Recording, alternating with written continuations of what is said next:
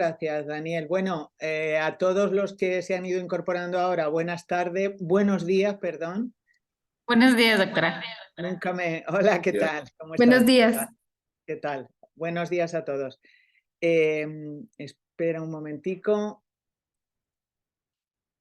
Mm, Ay.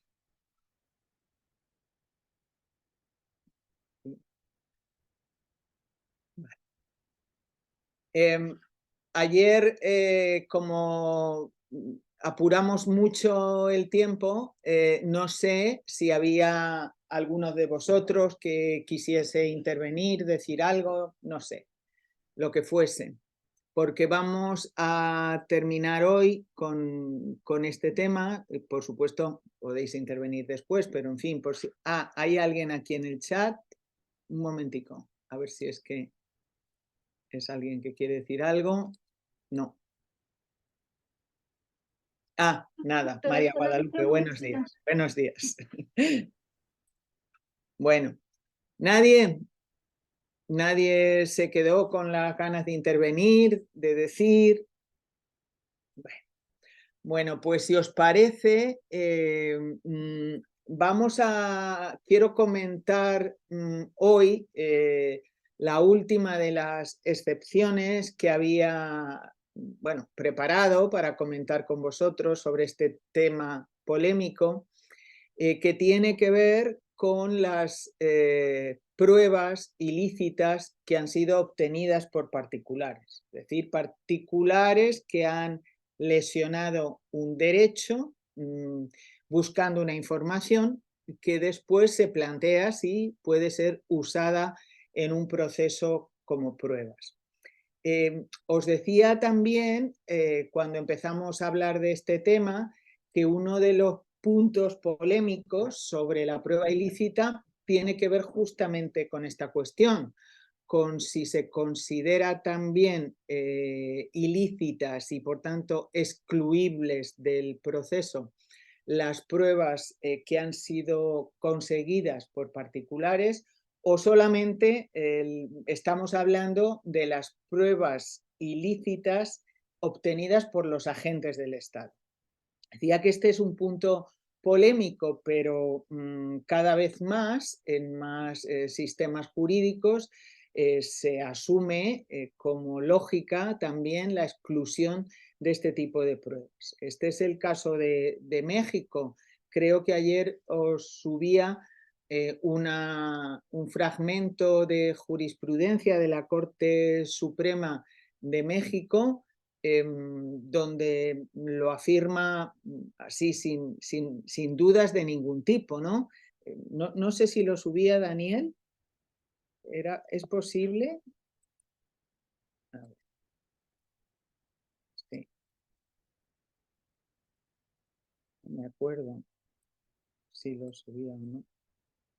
Sí, eh, que creo que es una tesis que derivó de un amparo, ¿no? Y donde la Corte dice muy claramente que las pruebas que se excluyen, es decir, las pruebas ilícitas que se excluyen, son tanto las obtenidas por los poderes públicos como las obtenidas por su cuenta y riesgo por un particular, ¿no? Aparte de afirmar también la eficacia directa e indirecta de la regla de exclusión. Es decir, en el sistema mexicano parece que esta es una cuestión fuera de duda. También en España se afirma la exclusión de las pruebas obtenidas por particulares violando derechos. Y por eso tiene sentido, aunque como digo, en otros sitios esto sigue siendo polémico. Yo creo que es la posición correcta en la medida en que si entendemos que la finalidad que busca la exclusión de pruebas pues es la protección de derechos, los derechos pueden ser violados para obtener información que pueda usarse como prueba tanto por los poderes públicos, por los agentes del Estado, como por los particulares. Es más, yo diría que en la actualidad los particulares pueden suponer también un riesgo importante para el derecho a la intimidad de las personas, puesto que por los avances tecnológicos, ¿no? Hoy sí que es relativamente sencillo para cualquiera violar la privacidad de otras personas y por tanto obtener información que luego podría ser o podrían pretender usar como pruebas. Así que a mí me parece que esa posición es correcta, ¿no? Y lo digo porque asumiendo esto como punto de partida, la exclusión de las pruebas también obtenidas por particulares, en ese progresivo carrera por construir, por articular jurisprudencialmente excepciones a la exclusión, pues también se han terminado articulando excepciones a la exclusión de pruebas obtenidas por particulares. Y lo que tenéis ahí, o el caso que a mí, claro, que yo más conozco por ser de mi país, es el que tuvo lugar la excepción que ha sido articulada, o así la veo yo por lo menos, a propósito de un famosísimo caso aquí, que fue el caso Falciani, y que tuvo un pronunciamiento tanto del Tribunal Supremo como del Tribunal Constitucional en un sentido muy parecido, no exactamente igual, pero en lo esencial, en un sentido muy parecido. Esta jurisprudencia, estas sentencias del Supremo y del Constitucional, pues por supuesto partieron del reconocimiento de que la exclusión afecta también a las pruebas de los particulares, pero en la respuesta que dieron al caso se atisba la formulación, la construcción de una excepción, ¿no? Os comento, recuerdo las trazas muy por encima de un caso que fue un caso enormemente complicado, enormemente complejo, con muchos perfiles jurídicos y muchas cuestiones jurídicas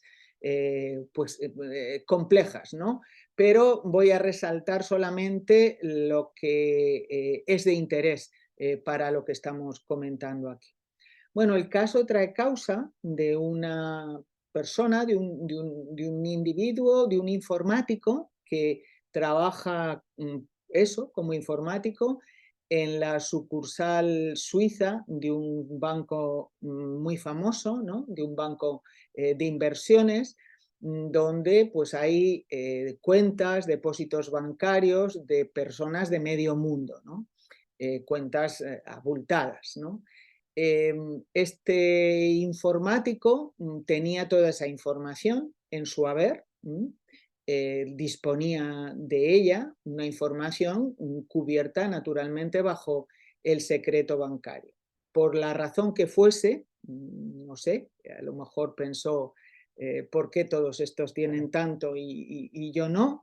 Lo cierto es que un buen día cogió toda esa información ordenada en listas de depositarios por países, lo que se conocieron como las listas Falciani, la metió en un ordenador y huyó con toda esa información. En principio, parece ser, bueno, así se da por acreditado en las sentencias, que lo que hizo con esa información fue intentar enriquecerse, es decir, intentar venderla, no sé si llamarle chantaje o de qué manera, él intentó lucrarse y por tanto se parte de la base en el caso de que la huida de Falciani con los ordenadores y todos esos datos tan relevantes de personas con sus cuentas, con sus cantidades de dinero y presuntamente defraudadores fiscales en sus respectivos países, porque claro, este era el valor fundamental para él de las listas, el que podía pensar que por lo menos en muchos casos esas cantidades de dinero no estaban apropiadamente declaradas a los fiscos de sus países. Parece que este intento de vender datos no tuvo éxito y terminó huyendo con toda esa información a Francia, ¿no?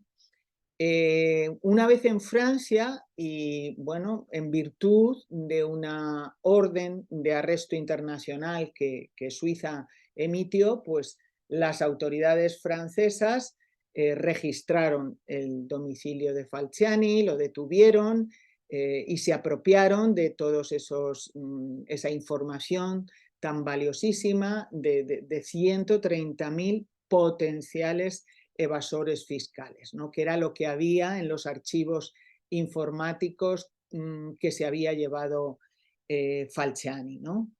Lo cierto es que respondiendo a una colaboración, a un convenio de colaboración de las autoridades fiscales francesas con las españolas, pues los franceses entregaron a los españoles las listas de los españoles que estaban en esos ordenadores, ¿no? Las listas Falciani correspondientes a los españoles. Con esa información, pues el fisco español, en vez de decidir, bueno, pues abrir investigación, lo que hizo fue dar algo así como una segunda oportunidad a quienes estaban en esas listas de que se pusieran a bien con el fisco, ¿no? Una medida que en su momento causó y aún sigue causando mucha controversia, ¿no? Porque no se les sancionó, sino que se les dio la oportunidad de arreglar las cuentas, ¿no? De declarar y pagar lo que tenían que declarar. Naturalmente se acogió la mayoría de las personas que estaban en las listas a esta oportunidad, pero algunos no. Algunos, una minoría, mantuvo ahí de manera recalcitrante su negativa y contra ellos pues se abrieron causas penales y, bueno, pues fraude fiscal. Y claro, aquí es donde viene el interés para nosotros. Apareció como problema el de si las listas donde aparecían estas personas con las cuentas, en fin, con los datos bancarios que habían sido obtenidas ilícitamente por Falciani, podían ser usadas como pruebas válidas en los procesos que se abrieron contra ellos, ¿no? Este era el debate fundamental, puesto que la prueba decisiva para condenar, en su caso, eran las listas Falciani. Por tanto, la cuestión era esta. ¿Es válida o no es válida esta prueba, la información contenida en estas listas que ha sido obtenida por un particular en vulneración del secreto bancario? Esta es la causa, ¿no? Finalmente, en línea de principio, si uno atiende a la doctrina general sobre la regla de exclusión, pues habría que decir que no, que es una prueba ilícita obtenida por un particular y que por tanto debe ser excluida también del proceso.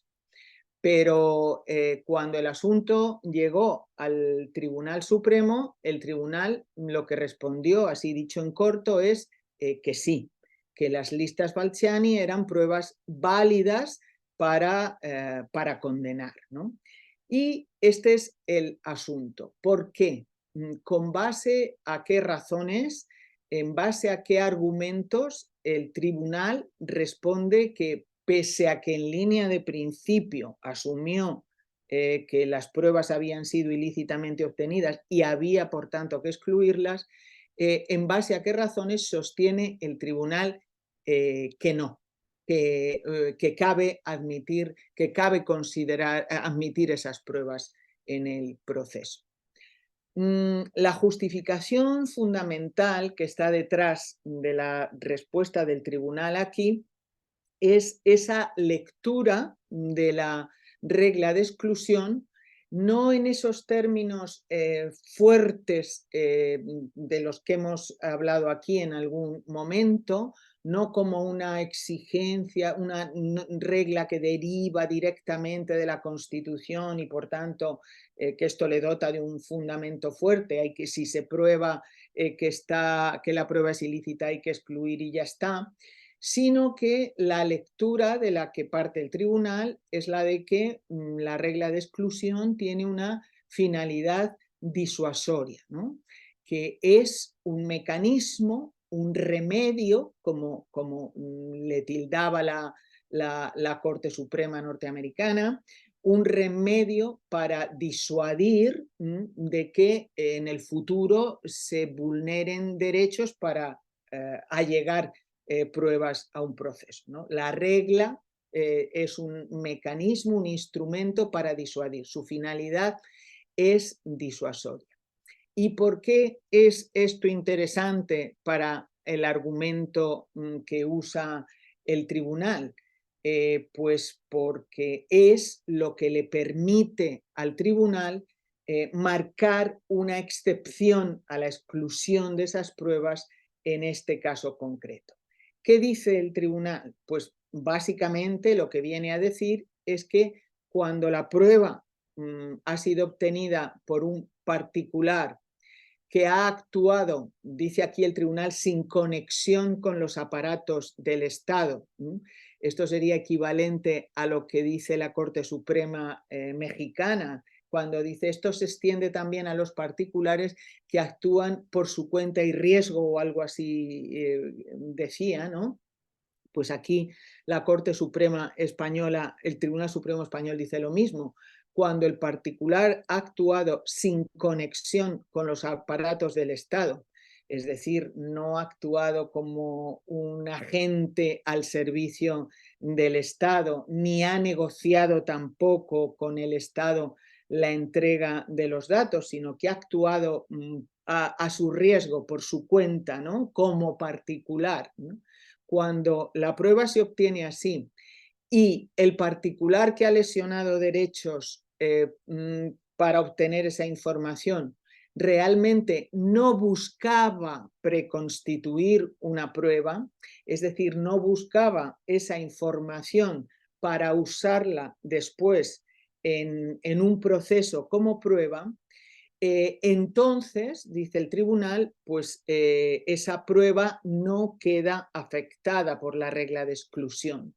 No es una prueba inválida, cabe admitir la prueba, ¿no? Como hizo el tribunal, considerarla válida y admitirla.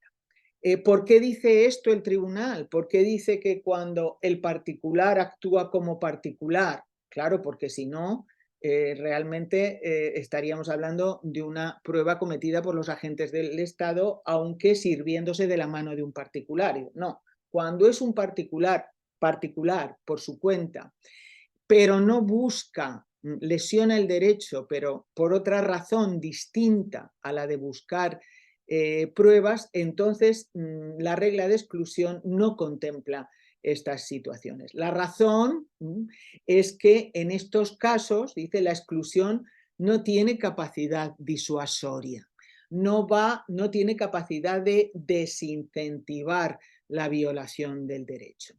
Aquí sí vemos, hay una argumentación muy parecida, aunque no sea igual, a la que está detrás de la excepción de la buena fe de los agentes del Estado, ¿no? Esa excepción de la buena fe que se articuló primero también en la jurisprudencia norteamericana y que después hemos recogido en prácticamente todas las jurisdicciones, tiene su base también en esa lectura de la regla de exclusión como un instrumento disuasorio, y esto es lo que da pie a decir, bueno, si la exclusión es un mecanismo de disuasión, pues entonces tenemos que aceptar que cuando la exclusión no sea capaz de producir ese efecto disuasorio, cuando con la exclusión no podamos de facto disuadir a quien queremos disuadir, pues entonces, ¿para qué excluir la prueba si la prueba es un elemento epistémico relevante para decidir, ¿no? Admitamos la prueba. Lo que está aquí es lo mismo.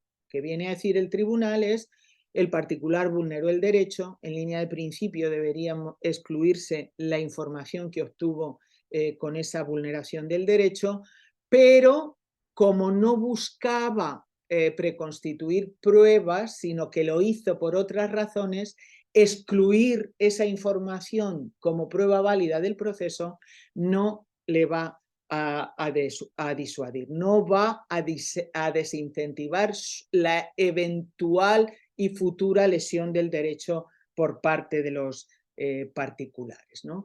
De manera que la excepción está ligada directamente a esa finalidad disuasoria de la prueba, ¿no? Yo por eso, en mi opinión, esta doctrina, esta manera de ver las cosas en estas sentencias Falciani, que fueron muy, muy importantes, ¿no? Realmente articula, podríamos decir que articula una excepción. Podríamos pensar que fue un caso puntual, por lo que allí se jugaba, y que realmente esta argumentación no ha tenido recorrido jurisprudencial después, que ha sido un caso aislado o lo que sea, pero no ha sido así.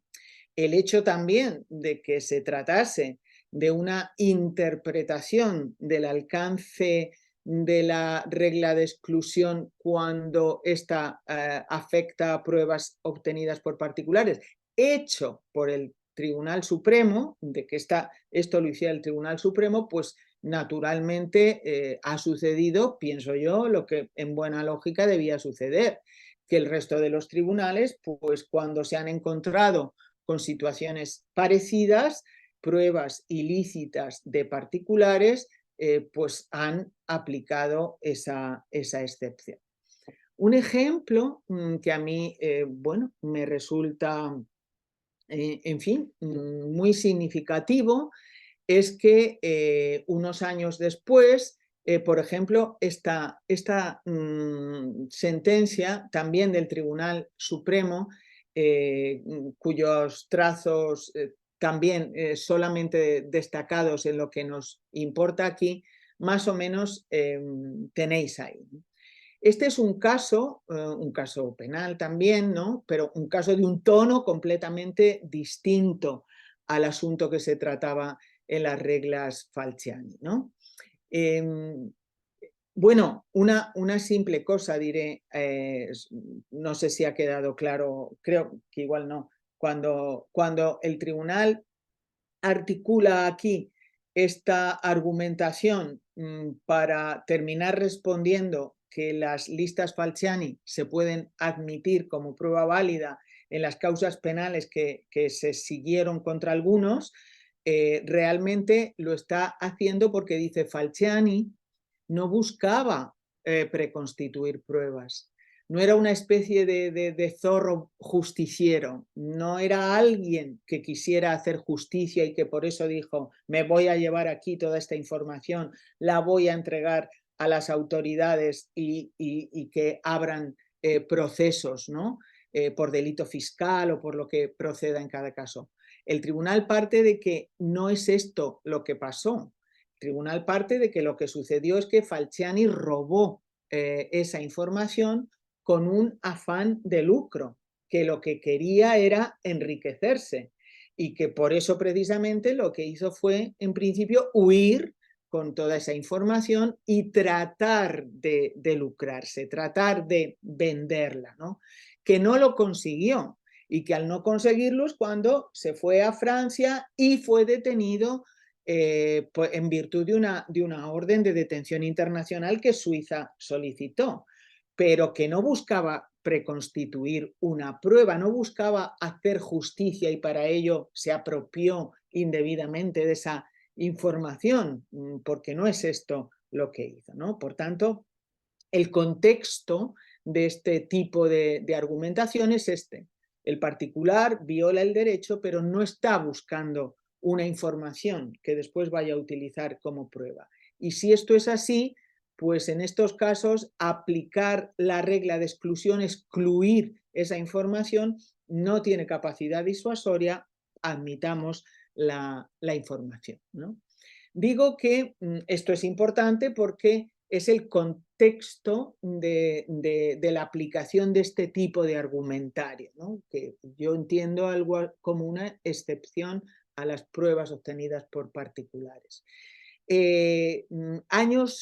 Muy poquitos años después, porque esas sentencias son del 17, esta es una sentencia del año 2020, que como digo, es de un caso penal, pero de un tono muy distinto. Aquí, más o menos, dicho así en vasto también, los hechos son más o menos los siguientes.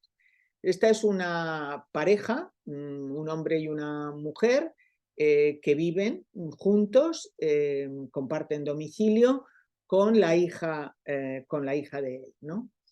Y bueno, la mujer en un cierto momento sospecha de que él puede estar teniendo relaciones con su hija, ¿no? Relaciones íntimas con su hija. Hay muchas peleas, muchos dimes y diretes por medio, pero él diciéndole que esto no, que está equivocada, pero ella tiene esta sospecha. Animada por esta sospecha, cuando se va a trabajar por las mañanas, decide comprar uno de esos aparatos de grabación que están al alcance de cualquiera y coloca subrepticiamente, sin que se dé cuenta, sin que ellos se den cuenta, coloca esa grabadora en el pasillo de la vivienda, bueno, pues para salir de dudas, ¿no? Para saber qué es lo que está pasando allí, ¿no? Y graba efectivamente la conversación de él con la niña. Claro, cuando reprodujo lo que allí se había grabado, ¿no?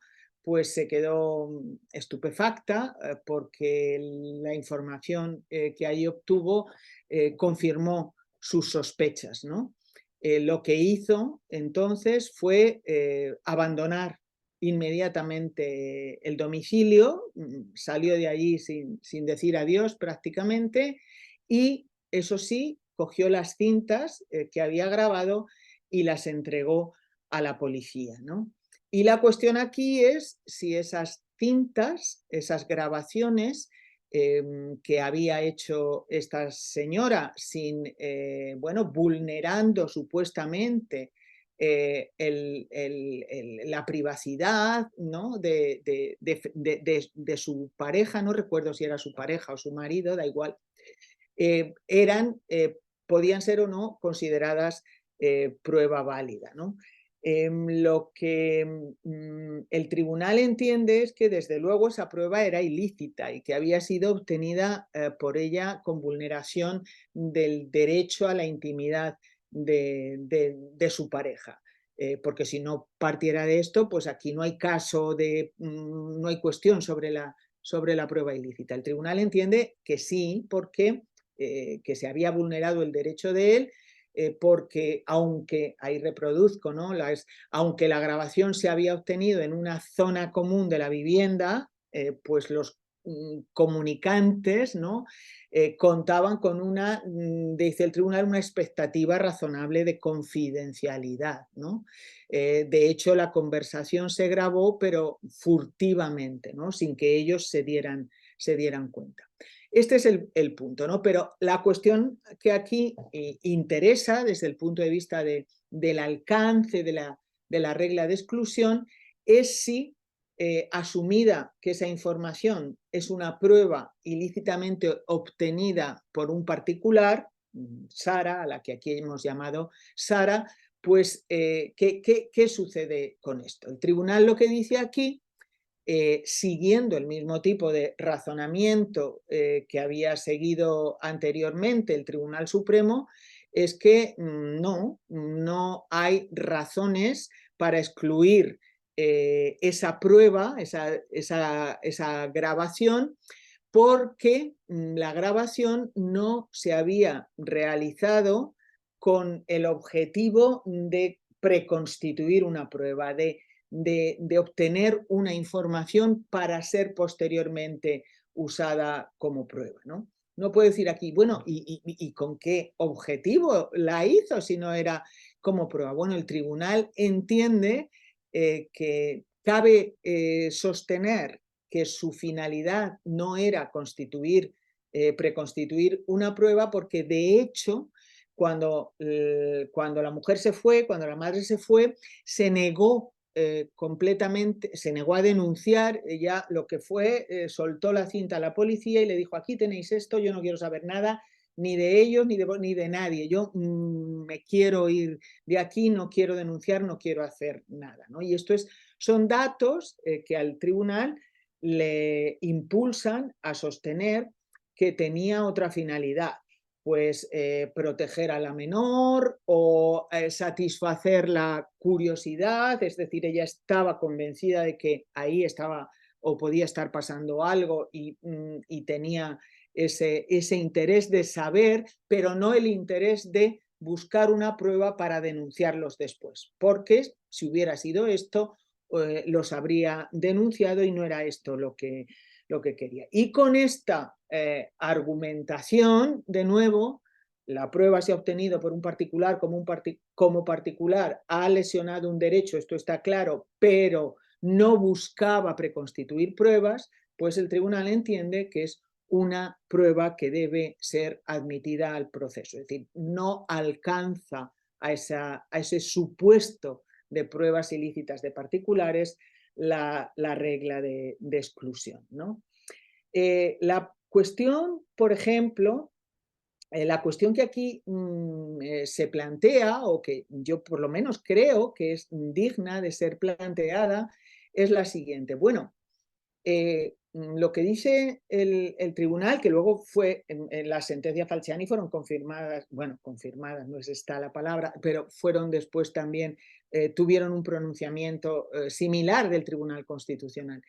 La cuestión es, bien, si el particular no busca obtener pruebas, sino que lo hace por otros afanes, para enriquecerse, porque quiero saber, por lo que sea, ¿no? Como la prueba es un instrumento disuasorio, esta es la interpretación de los tribunales, entonces cabe admitir pruebas. Pero aquí la pregunta siguiente que cabe hacer: muy bien, y si el particular busca constituir pruebas, entonces tenemos que entender que entonces sí, entonces las pruebas deben ser excluidas. Es decir, si el particular lo que pretende es hacer justicia, proporcionando a los tribunales como prueba una información que él ha conocido en vulneración de algún derecho fundamental de otros, ¿no? Entonces sí, entonces asumimos que en estos casos sí. Es de esperar que la respuesta del tribunal fuera la de sí, en estos casos sí, porque justamente lo que estamos diciendo en el caso Falciani es que aquí no hay que excluir las pruebas porque el particular no buscaba preconstituir pruebas. Por tanto, a contrario, cabe pensar que si busca preconstituir pruebas, sí. Pero aquí, bueno, de una manera también muy confusa, poco clara, con una argumentación que no es, digamos, perfectamente nítida, lo que el tribunal dice, digo, así entre líneas, porque tampoco está muy claro, parece que es más bien que depende, ¿no? Por ejemplo, en el primer fragmento que tenemos ahí, lo que el tribunal dice es: también el ciudadano que busca acopiar datos probatorios, es decir, el ciudadano que viola un derecho buscando pruebas para su incorporación a una causa penal, tiene que percibir el mensaje de que no podrá valerse de aquello que ha sido obtenido mediante la consciente y deliberada infracción de los derechos fundamentales de un tercero. Esto lo dice el tribunal. Pero, en principio, por tanto, de estas afirmaciones se deriva que la prueba en estos casos debería excluirse. Pero en principio, porque el tribunal en ese argumentario también de Bete y Ben, un poquito confuso, como digo, también termina entendiendo, diciendo que sería posible, dependiendo de los casos, justificar la admisión de estas pruebas, es decir, de las pruebas ilícitas obtenidas por particulares buscando información, buscando pruebas para usarlas en una causa penal después, dice, bueno, dependiendo de los casos, habría casos en los que no habría que excluir, sino que mediante un ejercicio de ponderación, pues podrían terminar también admitiéndose estas pruebas, ¿no? Dicen un ejercicio de ponderación en el que resultan decisivos la importancia del delito que se pretenda perseguir y la afectación del derecho fundamental menoscabado. Dicho de otro modo, lo que el tribunal dibuja aquí es un panorama en el que lo que nos viene a decir más o menos es lo siguiente. Si las pruebas se obtienen por un particular en conexión con el Estado, es decir, si las pruebas se obtienen por los poderes públicos, podríamos resumir, entonces quedan afectadas por la exclusión. Pero cuando las hace un particular por su cuenta, aquí hay que distinguir. Si no busca pruebas, que fue el caso Falciani, a lo que podríamos denominar la excepción Falciani, si el particular no busca pruebas, entonces se pueden admitir como pruebas válidas para usar en un proceso las informaciones que haya obtenido el particular. Y si busca pruebas, dice, bueno, si busca pruebas, la regla general es la exclusión. Pero de todos modos habría que ponderar, dependerá de los casos, porque habría que ponderar y considerar en esa ponderación cuán grave es el delito que se está persiguiendo y cuán seria resulta la lesión al derecho fundamental que se ha lesionado, ¿no? Lo que se viene a decir en definitiva es que hay casos, porque esta es una de las cuestiones que está también muchas veces detrás de las objeciones al funcionamiento de la exclusión, ¿no?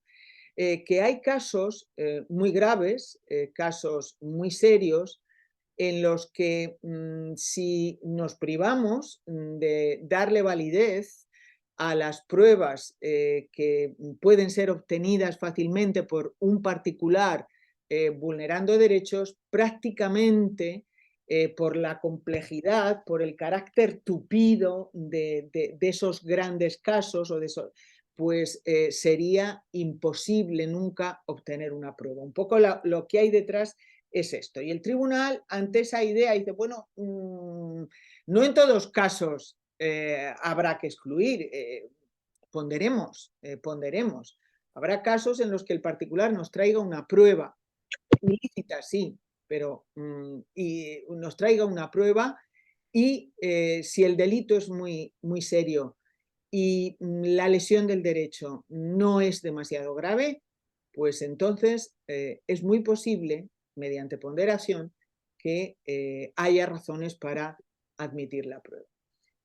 A mí esto me parece interesante porque es un reflejo de eso que ayer veíamos, ¿no? De ese carácter extremadamente controvertido de la aplicación de la regla de exclusión, porque se tiene la sensación muchas veces de que si se es contundente con su aplicación, pues entonces se estarán amparando situaciones delictivas que van a quedar sin capacidad probatoria, ¿no? sin posibilidad de pruebas. Y como decía, yo, en mi opinión, por lo menos, se entiende esto, ¿no? Se entiende porque que no todos los casos son iguales y que no todas las lesiones de derechos son iguales. Y esto se entiende. Y se entiende sobre todo porque en la situación real en la que estamos, con esta constante articulación de excepciones a la regla de exclusión por vía jurisprudencial, pues la situación es un poco, en fin, no es la mejor de las situaciones, porque se está dejando totalmente en manos de los tribunales la decisión de si admitir o, por el contrario, excluir una prueba ilícita, sea una prueba ilícita obtenida por un agente del Estado o sea una prueba ilícita obtenida por un particular. Y por eso, como os decía ayer, yo creo que una de las cuestiones fundamentales que tenemos por delante es la de intentar, en fin, perfilar ese perímetro de excepciones que estamos dispuestos a admitir. Pero la situación de ahora es que no hay perfilado prácticamente nada, sino que hay un poco una amalgama de argumentos fácilmente usables para que cada uno, cuando proceda uno de estos casos, pues termine decidiendo casi sin demasiada guía, ¿no? Y esto es lo que yo creo que no es muy bueno, ¿no? Este es un resumen de todas esas cuestiones que hemos visto que eran controvertidas. La primera sobre la propia finalidad y el sentido de la regla, sobre su alcance, qué pruebas se excluyen. Tanto en México como en España hemos visto que en esto hay una uniformidad, las directas y las indirectas, porque si no queda en nada la protección de los derechos, las de los agentes del Estado y las de los particulares. Sí, pero luego vamos articulando excepciones y excepciones y excepciones, ¿no? En qué procesos se excluyen, porque esto tampoco es claro para todo el mundo. Hay quien sigue insistiendo que esto es solo en el penal. Bueno, no sé muy bien por qué. Y sobre el fundamento jurídico, si el fundamento jurídico de la regla de exclusión deriva de los derechos constitucionales y o del justo proceso constitucional, es una cosa. Esto le da mucha fuerza a la regla. Si se concibe simplemente como un remedio jurisprudencial para proteger los derechos por la vía de disuadir, pues entonces esto es otra cosa distinta. Y esto es un tipo de justificación que permite la articulación más fluida de excepciones, que es un poco lo que ha pasado, ¿no? Entonces, yo creo que tenemos esta exigencia por delante, que es una exigencia que nos afecta a todos, ¿no? A los tribunales, por supuesto, son los que están ahí en la barrera, teniendo que decidir los casos y muchas veces teniendo que decidir sin demasiada guía, porque no hay demasiada guía. Lo que hay son argumentarios a los que llamamos excepciones, a los que uno se puede acoger casi siempre o no acogerse, ¿no? Entonces están decidiendo sin demasiada guía, pero nos afecta a todos, a los tribunales, digamos, pero también a las reflexiones doctrinales y teóricas sobre esta cuestión. Y es un debate que tiene, ayer lo repetía porque yo pienso que es así, y esto es lo que no hay que perder nunca de vista, como sucede con los debates, con todos los debates sobre las garantías, sobre la fortaleza de las garantías. Es un debate que no puede ser llevado a cabo exclusivamente en términos tecnicoides, porque no es así. Es un debate profundamente moral y político, ¿no? Un debate donde lo que ponemos ahí en juego son las valoraciones que nosotros hacemos sobre cuestiones muy relevantes, sobre principios y derechos o objetivos muy relevantes del sistema, ¿no? Bueno, y con esto yo concluyo lo que quería decir, y si os parece, pues se puede, si queréis decir algo. No hay manos.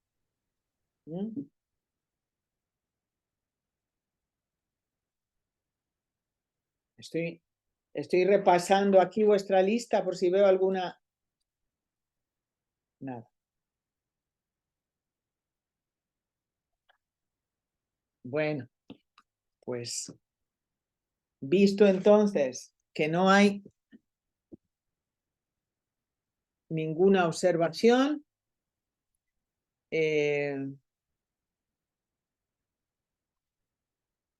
pues vamos a pasar entonces al tema siguiente. Me salgo de aquí. Uy, ¿cómo hago esto? Me voy a salir de aquí.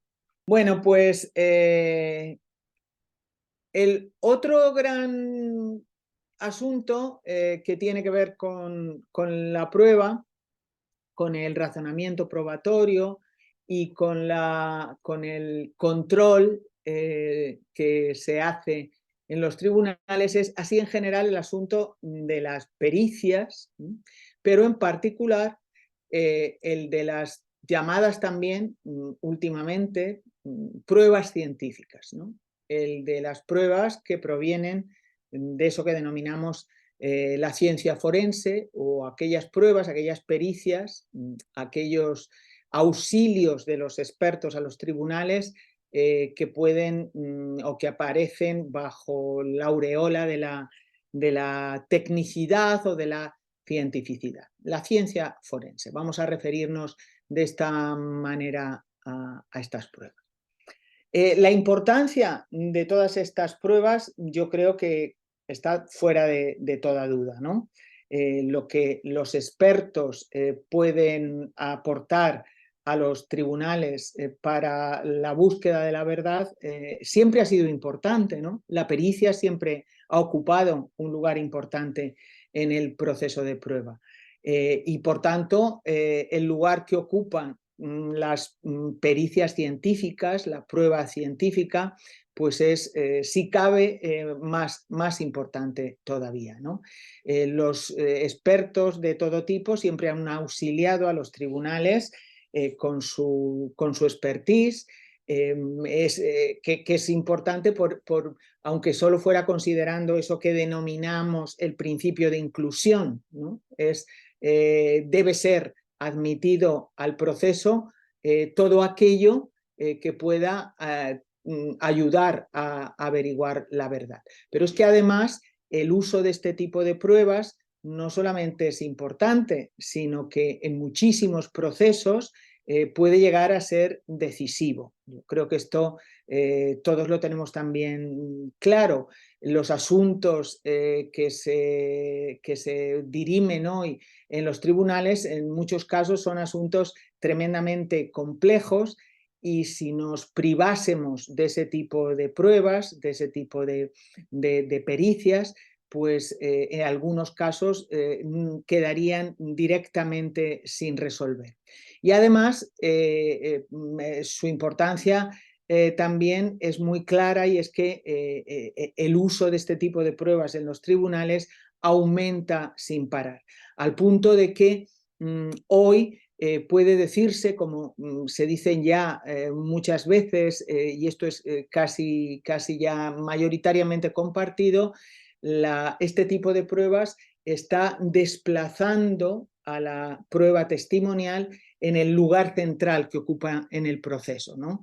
Si siempre el testimonio ha sido la prueba reina, la prueba central, la prueba más importante, pues cada vez más las pruebas más importantes son las pruebas de este tipo, ¿no?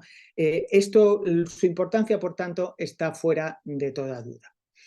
En los últimos años, además, todas estas pruebas han experimentado un auténtico boom, ¿no? Han crecido de manera exponencial y esto también es normal que sea así, porque la ciencia y la tecnología se ha desarrollado, se está desarrollando a un ritmo sencillamente vertiginoso y todos esos desarrollos científicos y técnicos se ponen también al servicio del proceso, al servicio de la búsqueda de la verdad, como lo prueba el desarrollo, la consolidación de una grandísima variedad de áreas forenses, de disciplinas forenses, ¿no? como se suelen denominar, es decir, de técnicas y metodologías de análisis basadas en conocimiento científico o en conocimiento técnico, con las que los expertos de todas estas disciplinas auxilian a los tribunales. Se ha producido, pues eso, un boom, una eclosión. Si uno quisiera hacer, creo yo hoy, un catálogo exhaustivo de disciplinas forenses de este tipo, de pruebas, llamémosle científicas, con todas las comillas que haya que ponerle después a muchas, pero si uno quisiera hacer algo así como un catálogo exhaustivo, no lo tendría fácil porque son muchísimas y muy variadas las metodologías, las técnicas expertas usadas por los expertos para ayudar a los tribunales en su tarea de averiguación de la verdad, ¿no? Otro fenómeno que se ha producido en paralelo a ese desarrollo imparable de las pruebas técnicas y científicas es el de la mitificación, ¿no? El de la sobrevaloración. El valor probatorio de todas estas pruebas pues generalmente es bastante magnificado, ¿no? La gente en general y los juristas en particular tenemos una tendencia justificada, claro, pero una tendencia a atribuir un valor probatorio altísimo a estas pruebas al punto de considerarlas directamente infalibles, concluyentes, ¿no? La idea es que cuando se presenta en un proceso una de estas pruebas, pues parece que estamos todos gozosamente dispuestos, abiertos a atribuirle a las declaraciones de estos expertos un carácter de infalibilidad, ¿no? De incontrovertibilidad. Lo que dice el experto, lo que declara el experto de una de estas disciplinas, se considera muchas veces como una afirmación infalible, ¿no? Y esto, claro, es muy bienvenido porque esto está detrás de esa idea de que cuando los expertos de estas disciplinas auxilian con su expertise, pues caso cerrado, ¿no? El caso se resuelve y no hay mucha controversia sobre su carácter veraz, ¿no? ¿Cuáles son las razones de esta mitificación? Permitidme que use esta palabra porque creo que en muchos casos es así, de esta mitificación, de esta magnificación de su valor, de esta sobrevaloración. ¿Cuáles son las razones que están detrás de esta tendencia a atribuir un carácter de un valor probatorio altísimo a las declaraciones de estos expertos? Bueno, no sé, no sabría, quizás sería demasiado pretencioso también hacer una especie de listado exhaustivo de las razones que están detrás de este fenómeno, pero podríamos avanzar algunas, ¿no? Probablemente la principal de las razones que está detrás de esta manera tan elevada de confiar en las declaraciones de los expertos de la ciencia forense tenga que ver con una no demasiado sólida cultura científica, ¿no? La mayoría de la gente y sobre todo la mayoría de nosotros, de los juristas, pues somos juristas, pero no tenemos una sólida cultura científica. Y esto es lo que en muchas ocasiones pues nos impulsa a depositar unas expectativas que muchas veces son exageradas, claramente exageradas, en los análisis, en los informes que provienen de todas estas disciplinas, ¿no? Tenemos una concepción un tanto, podríamos decir, irreal de lo que todos estos expertos pueden hacer por nosotros en la práctica, ¿no? Pueden auxiliarnos en esa tarea concreta de búsqueda de la verdad.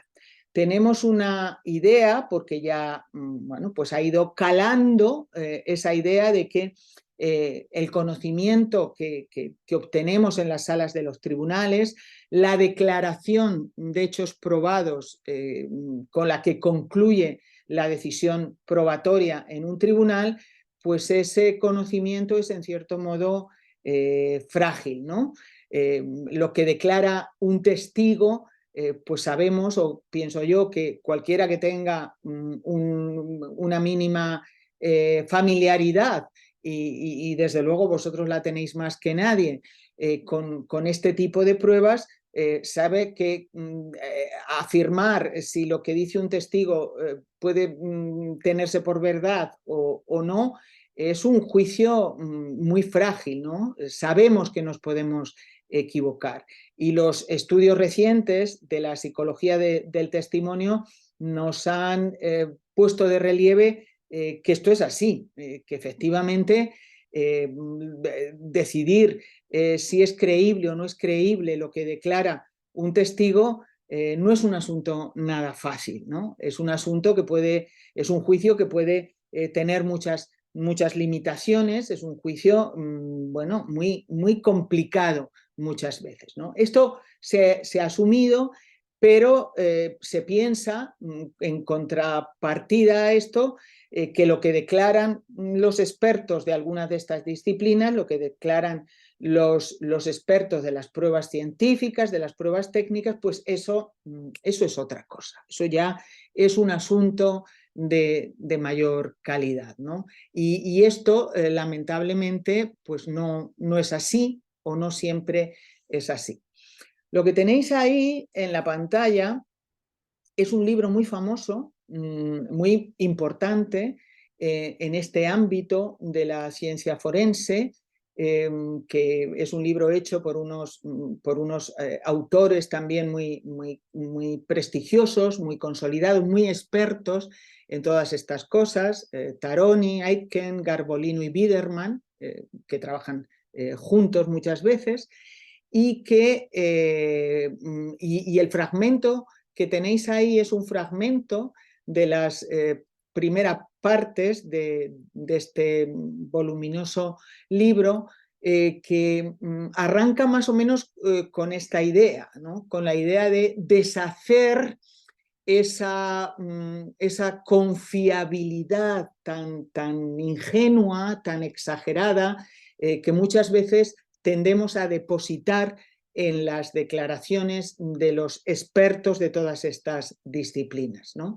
Las declaraciones de los expertos de estas disciplinas, la mayor parte de las veces, por no decir prácticamente siempre, son resultados estadísticos, ¿no? Y pues ellos lo que nos hacen es llamar la atención sobre la confusión que muchas veces tenemos los que no tenemos formación en estas cosas o formación adecuada en estas cosas, la confusión que tenemos entre esos datos estadísticos y la objetividad entendida como infalibilidad. Me permito releer ese fragmento que me parece un fragmento muy esclarecedor, ¿no? Dicen ahí los autores, partiendo de esta base, ¿no? De que los resultados de este tipo de pruebas son resultados estadísticos, ¿no? Dice, lo que entienden los resultados estadísticos como resultados objetivos en el sentido de que son incontrovertibles. Y esto es una cosa que muchas veces hacemos. Los números son números y esto pues es objetivo, esto quiere decir que, no, que es infalible lo que dicen. Dice, los que entienden esto así tienen una concepción irreal de lo que la ciencia puede hacer. Puede hablarse de objetividad entendida como acuerdo intersubjetivo. Y en este sentido es más fácil que los científicos acepten un resultado si está basado en datos estadísticos relevantes que si lo está en valoraciones subjetivas de probabilidad. Pero ese acuerdo intersubjetivo, no implica en ningún caso que los científicos crean que ese resultado es incontrovertible, ¿no? Yo creo que ese aviso a navegantes con el que ya este libro aparece en sus primeras páginas es bastante significativo de esto que acabo de decir.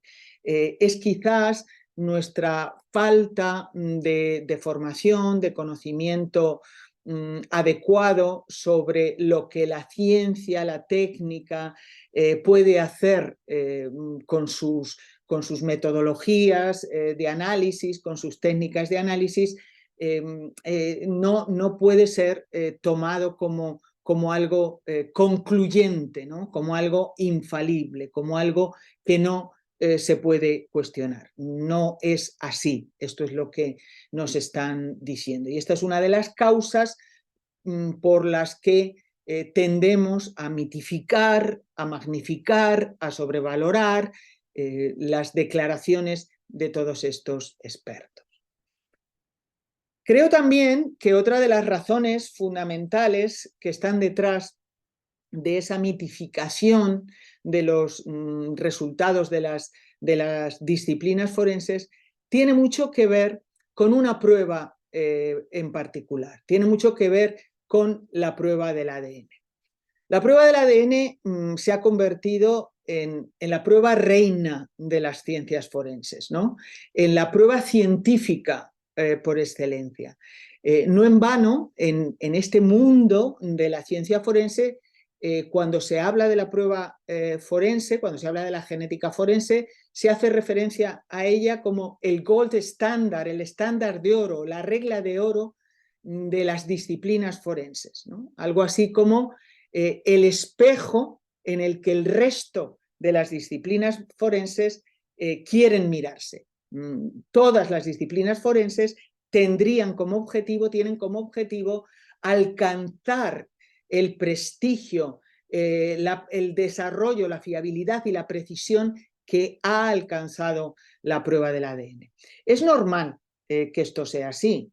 Es normal porque desde que hace unas pocas décadas se descubriera la huella genética y se pusiera de relieve el enorme potencial investigador y probatorio que tiene esta prueba, desde entonces hasta ahora, que no ha pasado tantísimo tiempo, lo cierto es que esta prueba ha sido desarrollada enormemente, sus metodologías de análisis han sido sometidas a escrutinio, a control, a desarrollo, y hoy puede decirse con bastante fundamento que esta prueba tiene una grandísima capacidad para vincular un vestigio biológico analizado con su fuente de procedencia, con exclusión de todas las demás en el mundo. Es decir, hoy día tenemos fundadísimas razones para atribuir a los resultados de esta prueba pues un carácter prácticamente infalible. En rigor esto no es así. La prueba del ADN es una prueba que también sus resultados son resultados estadísticos. Hay que leerla también en esos términos. Pero es verdad, lo que se quiere decir es que es verdad que sus técnicas de análisis han sido tan desarrolladas y son ya tan precisas que si todo ha ido bien, si todo ha funcionado bien en el desarrollo de esa prueba, es decir, si los vestigios analizados son vestigios sólidos y no son vestigios paupérrimos, claro, si los laboratorios son laboratorios acreditados, estandarizados, y la prueba se realiza conforme a los estándares universalmente compartidos por todos los científicos de esta rama de la ciencia forense, si todo ha ido bien, si no hay ninguna razón para pensar pues que se han podido producir, por ejemplo, contaminación de los vestigios en su desplazamiento al laboratorio o contaminación de esos vestigios dentro del propio laboratorio, cosa que puede suceder porque algunos de los errores que han tenido lugar con la realización de esta prueba traen causa justamente de eso, de la contaminación de los vestigios analizados. Si todo ha ido bien, si los expertos son expertos, bien entrenados en las técnicas que tienen que aplicar para los vestigios concretos que se les someten a su análisis, si no hay errores en la interpretación posterior de los resultados que arroja estas pruebas, definitivas, si todo ha andado bien, es verdad, esto es lo que se nos dice, claro, es verdad que tenemos fundadísimas razones para confiar en la práctica infalibilidad de estos resultados. Así que no es de extrañar que este enorme prestigio alcanzado por la prueba del ADN al final se haya terminado proyectando como una especie de efecto irradiación sobre el resto de las técnicas forenses, sobre el resto de las pruebas científicas, que no tienen ni de lejos el grado de estudio, de desarrollo y de precisión de las técnicas de análisis del ADN. Esto es algo que probablemente ha pasado, que cuando uno examina los discursos o lo que piensa la gente sobre la ciencia forense, están proyectando ese enorme valor probatorio de la prueba del ADN, lo están proyectando también sobre las demás, como si todas fuesen o se pareciesen a la prueba del ADN. Y esto explicaría esa mitificación difusa sobre todo lo que aporta una prueba científica, aunque no sea la prueba del ADN, ¿no?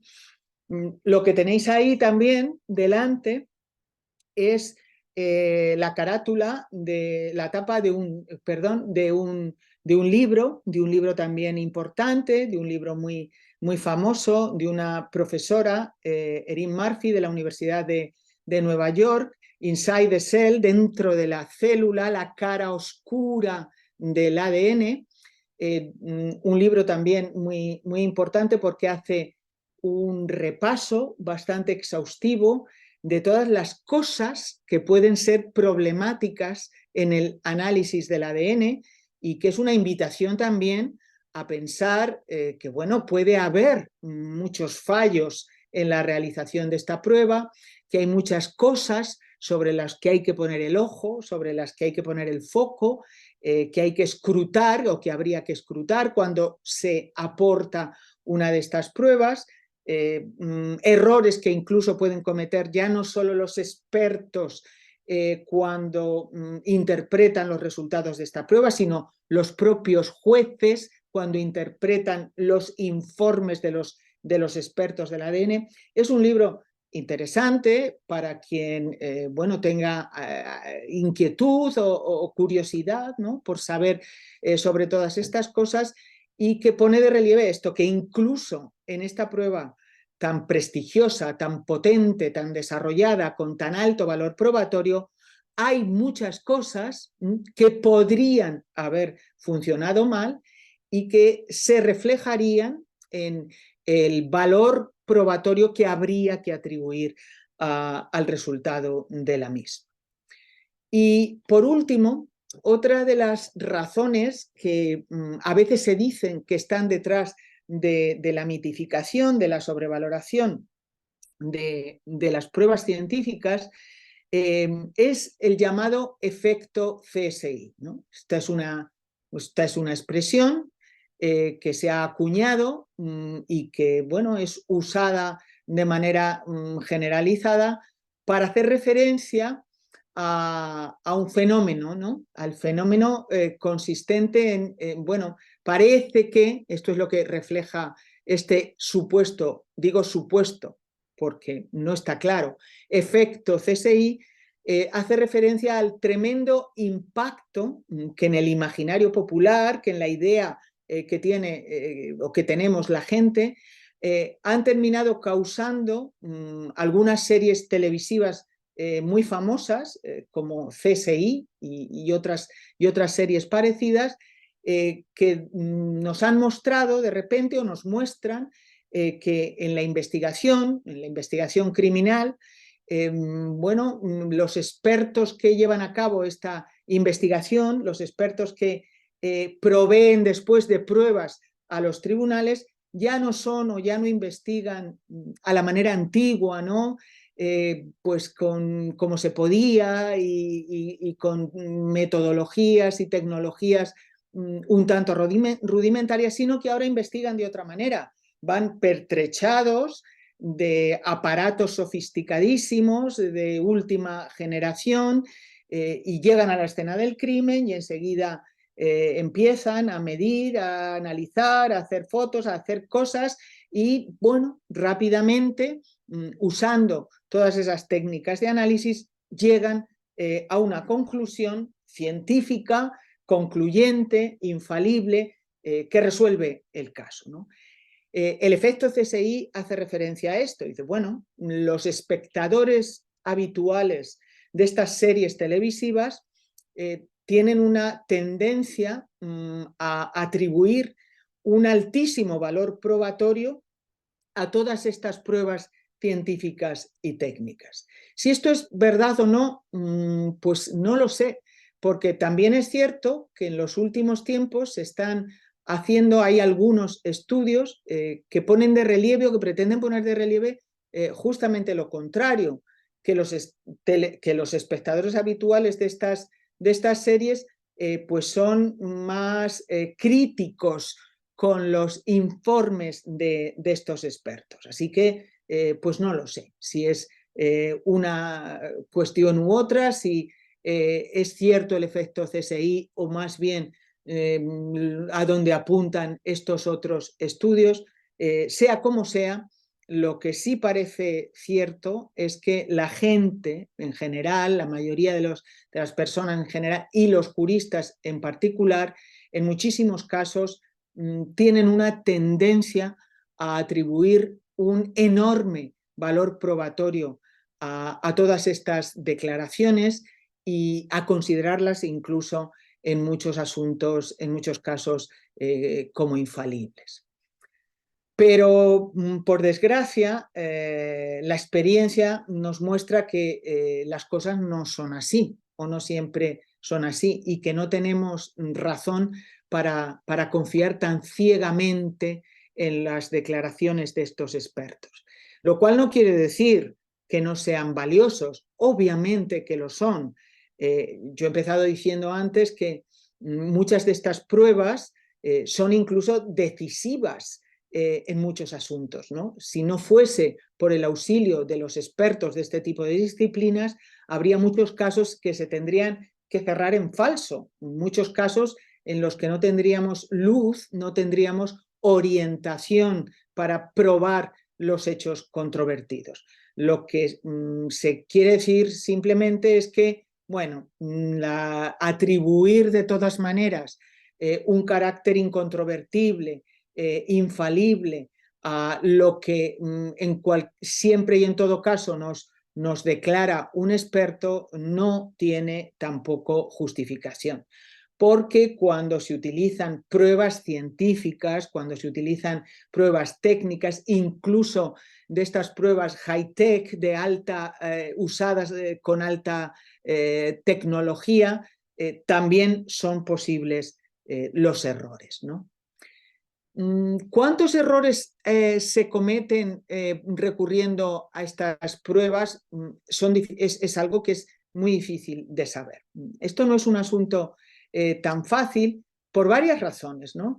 La principal es que nosotros solamente podemos decir que se ha producido un error judicial, pues realmente cuando han funcionado el sistema de recursos procesales establecidos en cada sistema y se ha desvelado la existencia de un error judicial, ¿no? En estos casos sí podemos decir, mira, se ha desvelado este error, se ha producido este error. Podemos decir con certeza eso en estos casos, ¿no?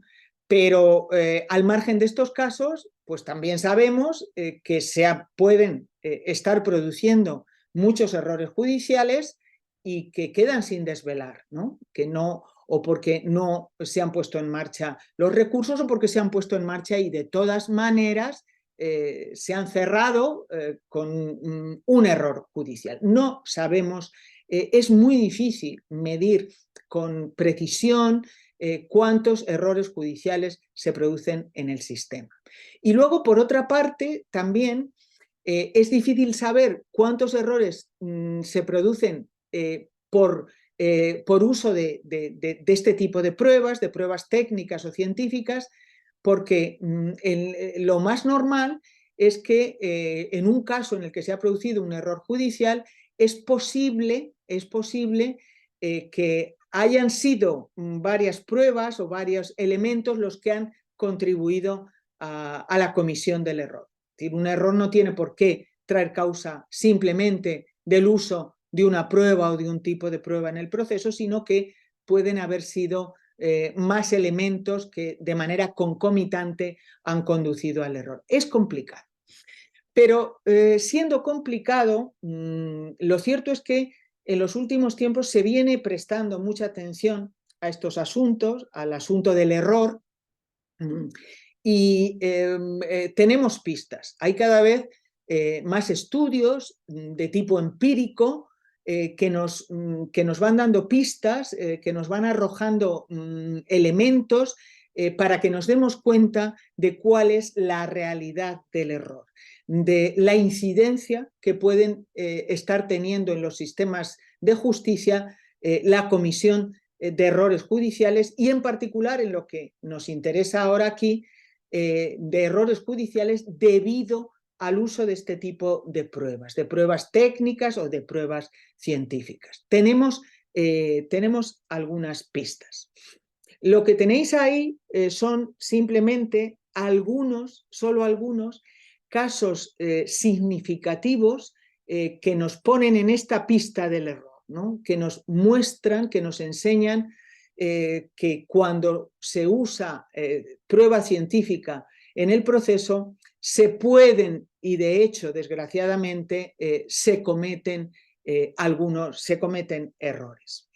El caso Mayfield, que tuvo lugar en el año 2004, es un error que ha sido sencillamente escandaloso, es un error que ha marcado en algunos aspectos un antes y un después también en la confianza que merece las pruebas científicas como metodologías de acceso a la verdad, que nos ha llamado la atención sobre lo cautos que nosotros, los juristas, tenemos que ser cuando se somete a nuestra consideración una de estas pruebas. En el año 2013, otro dato que ha sido también muy impactante en este darnos cuenta de la realidad del error fue esto. En el año 2013 el FBI anunció que iba a empezar a revisar miles de causas en las que se había utilizado una prueba científica que después se demostró muy débil y que posiblemente había llevado a la comisión de muchos errores judiciales y a la condena, por tanto, de inocentes. Pero probablemente, desde mi punto de vista, las pistas más valiosas son las que nos está aportando el proyecto Inocencia desde que empezó a funcionar, ¿no? Y también son pistas que vienen validadas en los Estados Unidos por otro registro que hace cosas muy parecidas o lleva a cabo una labor muy parecida al registro, a la estadística, a la analítica que nos da el Proyecto Inocencia, que es el Registro Nacional de Exoneraciones. Un breve comentario sobre cada uno de estos elementos que nos ponen en la pista de la realidad del error. El error Mayfield tuvo lugar a propósito de la investigación que se llevó a cabo a raíz de los atentados terroristas en las estaciones, en la estación de Madrid-Atocha y otras estaciones adyacentes, y que terminó con cientos de muertos y de heridos de mucha gravedad. Y el error se cometió porque en ese caos de destrucción y en esa complejidad investigadora tan grande, pues el FBI se prestó a través de la Interpol a colaborar en el análisis, a colaborar con la policía española en el análisis de algunos vestigios encontrados en las escenas del crimen, digamos, ¿no? En las zonas donde habían explotado los trenes.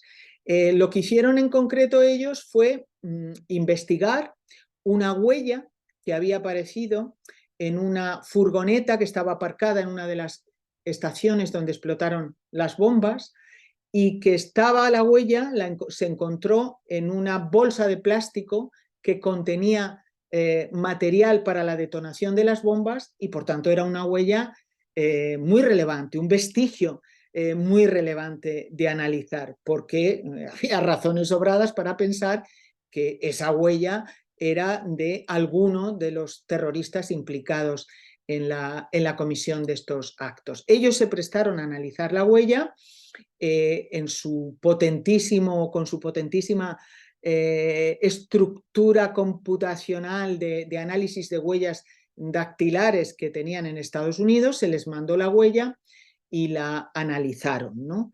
Y en ese análisis ellos concluyeron que la huella era de una persona concreta, de un abogado de Oregón, de un abogado estadounidense de Oregón, y entendieron que el resultado del análisis era prácticamente infalible, que no dejaba lugar a dudas, con lo que detuvieron a esta persona, que naturalmente protestaba diciendo que aquí había un error terrible, que no sabía lo que estaba pasando, pero que claramente era un error porque él nunca había puesto un pie en Madrid, no había salido de los Estados Unidos en ese momento relevante, como se podía probar de que no había pasado por las fronteras, ni siquiera tenía pasaporte, pero se hizo caso omiso de todas estas alegaciones y se le detuvo como uno de los implicados en los atentados de Madrid. Por hacer corto el cuento, después de una serie de controversia con lo que mantenían los investigadores de Madrid, que decían que no, que eso no podía ser, que tenía que haber un error, que a ellos ese análisis que habían hecho los expertos del FBI no les cuadraba, que para ellos no era un match, una coincidencia incontrovertible, estos que sí, los otros que no. Lo cierto es que al pasar un poco tiempo, se encontró en Madrid un sospechoso distinto a este abogado de Oregón. Se hizo el análisis de la huella dactilar y entonces se concluyó que sí, que la huella era de este otro sospechoso. Los expertos del FBI, cuando vieron el resultado de este nuevo análisis, estuvieron de acuerdo en que efectivamente sí habían cometido un terrible error. Y bueno, pues liberaron a Mayfield, que es como se llamaba este abogado de Oregón, al que le dieron una indemnización pues muy, muy buena. Este error es significativo por dos razones importantes y por eso de alguna manera fue un error importantísimo en el mundo de las pruebas científicas. Primero, porque el error se cometió en una de las técnicas de análisis forenses más acreditada, más acrisolada, aunque fuese sobre una base meramente experiencial, que es el análisis de huellas dactilares, una prueba que se utiliza en todo el mundo con profusión. Y además, porque no lo cometió cualquiera, lo cometió nada más y nada menos que el FBI, el laboratorio del FBI, que se presentaba como lo más de lo más en el mundo de la ciencia forense. Por eso fue un error tan significativo, una bofetada muy grande en ese prestigio, en ese carácter casi infalible que se atribuye a las pruebas científicas. El segundo caso al que me refiero ha sido un caso también muy importante, que es el caso de la prueba de comparación microscópica de cabellos, ¿no? Este es un tipo de prueba que consiste simplemente en comparar las fibras de cabello a la luz del microscopio y ver si las características físicas coinciden, ¿no? Este tipo de técnica, este tipo de análisis se aceptó en los años 50 como una técnica de análisis forense, pero unos años más tarde los expertos de estas disciplinas ya empezaron a poner una voz de alarma, ¿no? Empezaron a hacer declaraciones muy exageradas, ¿no? También en el sentido sugiriendo que allí donde había un match, donde ellos declaraban una coincidencia entre un cabello y el otro cabello con el que se comparaba, empezaron a sugerir que era incontrovertible, ¿no? Que no se podían equivocar. Hacían declaraciones de este tipo que he resaltado ahí en rojo. Hay una posibilidad entre 10.000 de que los cabellos encontrados en la escena del crimen, de que el cabello analizado no sea del sospechoso. Claro, con una declaración de ese tipo, pues naturalmente están sugiriendo que eso prácticamente es infalible, ¿no? Y en los años 90 empezó a ponerse de relieve ya pues la debilidad de esta técnica de análisis y de que se estaban cometiendo errores, ¿no? Con el uso de pruebas de ADN se puso de relieve los errores o muchos de los errores que se habían cometido usando este tipo de técnicas. Sin embargo, se siguió adelante, no se hizo mucho caso, se siguió utilizándola, se siguió cometiendo errores y por eso ya en el año 2013 el FBI dijo que comenzaba a hacer una revisión de 21.000 casos que se habían, de pruebas de este tipo que se habían hecho en su laboratorio y que podían haber llevado a error, en algunos casos, a condenas de pena de muerte. Muchísimas condenas fueron anuladas y esto fue también un asunto muy significativo y un golpe poderoso a esa superconfianza en las declaraciones de los expertos en este tipo de técnicas. Pero como decía, en mi opinión, quizás es el proyecto Inocencia el que nos está aportando más pistas sobre la cantidad de errores que se cometen o que se pueden cometer cuando usamos pruebas científicas. El proyecto Inocencia, como sabéis, es una, no sé cómo llamarle, una organización que fue puesta en marcha hace ya algunos años por dos abogados de la Cardoso Law School de la Universidad Yeshiva de Nueva York, con un objetivo pues muy encomiable, ¿no? Con un buen objetivo. Se trataba de que un grupo de buenos abogados pro bono ponían parte de su tiempo en esta causa admirable de intentar conseguir exoneraciones en aquellos casos donde ellos creían que había razones o que hay razones para pensar que puede haberse cometido un error judicial.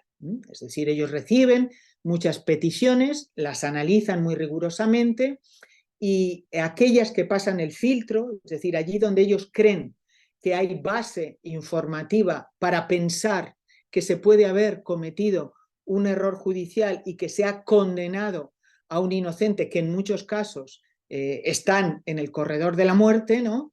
Pues entonces allí ellos hacen su trabajo, intentan conseguir esa exoneración usando pruebas de ADN, ¿no? La prueba de ADN ha demostrado de esta manera su gran potencial, no solamente para averiguar la verdad, sino también para demostrar la inocencia de muchos condenados injustamente, ¿no? Esta es también la grandeza que está teniendo en la práctica esa prueba.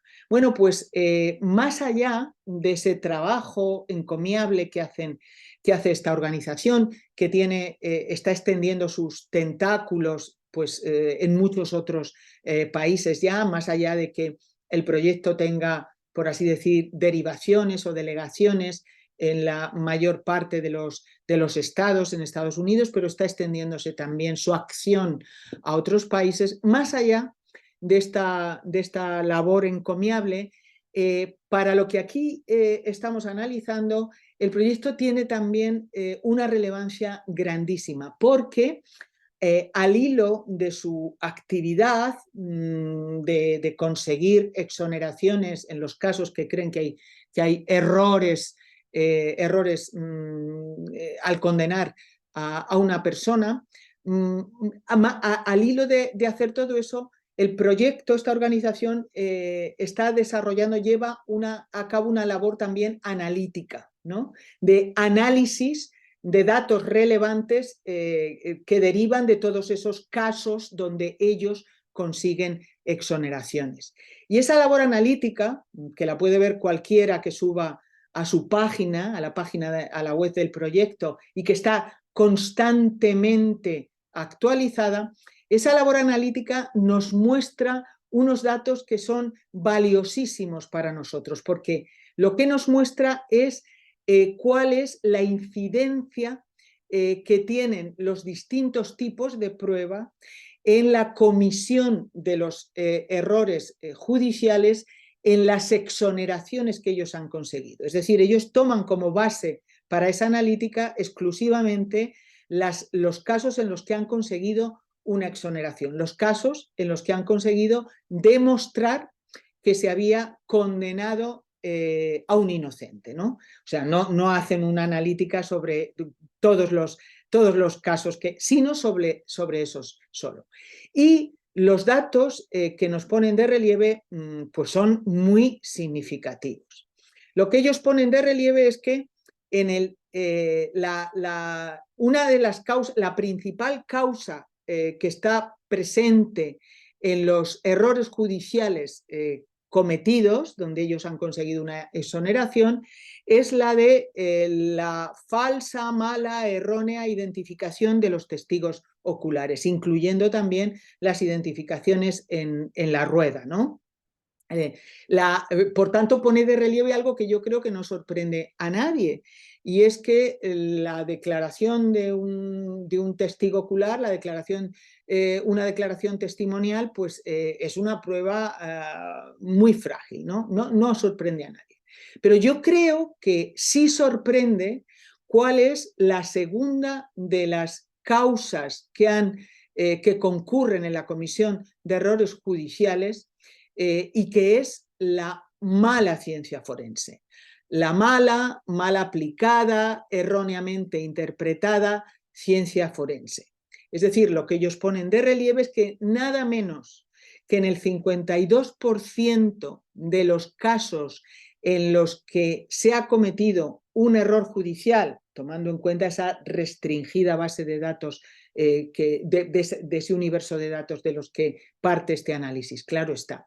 Pero nada menos que en el 52% de los casos se había usado pruebas científicas, pruebas técnicas malas, infundadas, poco precisas, erróneas o erróneamente interpretadas. Y esto yo creo que sí, que es un dato que impacta y que nos llama la atención sobre la necesidad de ser mucho más cautelosos con el valor probatorio que atribuimos a las declaraciones de los expertos de todas estas disciplinas, ¿no? Este es el gran valor que tiene, yo creo, esta labor analítica que en paralelo a la otra gran labor justiciera lleva a cabo la organización del proyecto Inocencia, ¿no?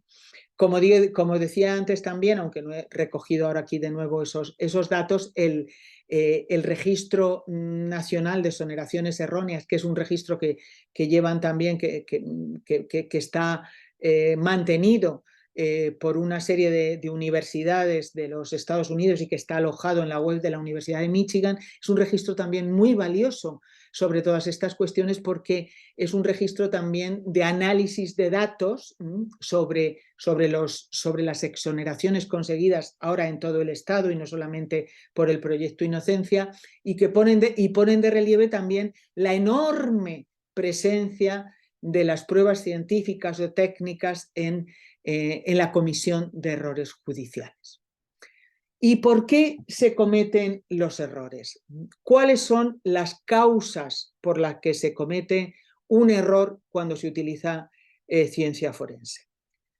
Los errores judiciales se cometen por dos causas fundamentales, ¿no? Una, la obvia, pues porque la ciencia forense que nos aporta el experto es mala, o dicho de otra manera, porque los datos, las declaraciones, los resultados, las conclusiones que el experto en una determinada prueba científica lleva al tribunal no es confiable. Es decir, la primera gran causa es porque lo que viene de allí no es fiable, no es de suficiente calidad o es más débil de lo que se nos dice que es o más impreciso de lo que se nos dice que es. Es decir, la mayor parte o una gran parte, ¿no? La primera causa fundamental de la comisión de errores tiene que ver con el origen de estos datos. Se comete en el origen. Se comete porque, por las razones que sea, que ahora después o luego las veremos, esos datos no son lo suficientemente sólidos, no son de suficiente calidad. Y cuando se nos aportan esos datos, pues ya viene mal la cosa, ¿no? Y la segunda gran causa por la que se cometen errores tiene que ver con el proceso, o mejor dicho, con el deficiente control de todos esos datos en el proceso, en los tribunales. Si se aportan datos que no son suficientemente confiables al tribunal y después en el tribunal no se lleva a cabo el apropiado, el necesario escrutinio de esos datos, el necesario control sobre esos datos, pues como dicen en mi tierra, entre todos la mataron y ella sola se murió. Si no hay ese filtro sobre la fiabilidad, sobre la calidad de los datos científicos o técnicos que nos aportan los expertos, pues entonces no hay manera de depurar ese déficit en la fiabilidad de los datos. Estas son las dos grandes causas que vamos a ver mañana, pues porque hoy faltan 2 minutos y si queréis podemos, si hay alguien que quiera levantar la mano o... Daniel.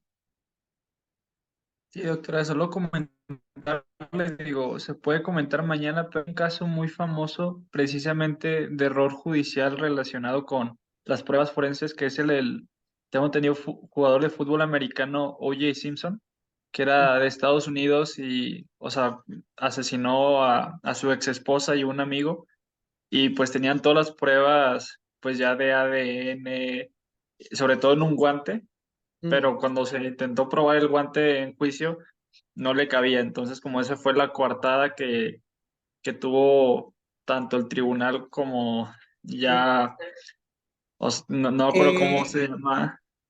Sí, sí, doctora. sí, ahí es, sí, sí. Eso. A ver, casos famosos de errores judiciales usando pruebas forenses, hay muchos, porque las pruebas forenses se utilizan fluidamente, diariamente, y cada vez se van a utilizar más. Esto es claro como el agua. Es más, en muchos delitos enormemente complejos, si no fuera por estas pruebas, no habría manera de probar. Piensa, por ejemplo, en los delitos que requieren analizar todos los datos que hay en los ordenadores o que se han producido con transmisión de datos en ordenadores. Eso no se puede hacer de otra manera que no sea con el auxilio de los expertos. Entonces, sí, hay muchos casos. El caso Simpson es uno de los casos más famosos. Si quieres, Daniel, mañana pues hacemos o traes tú, que veo que estás ahí puesto o que te ha interesado ese caso y seguimos con estas cuestiones, ¿vale?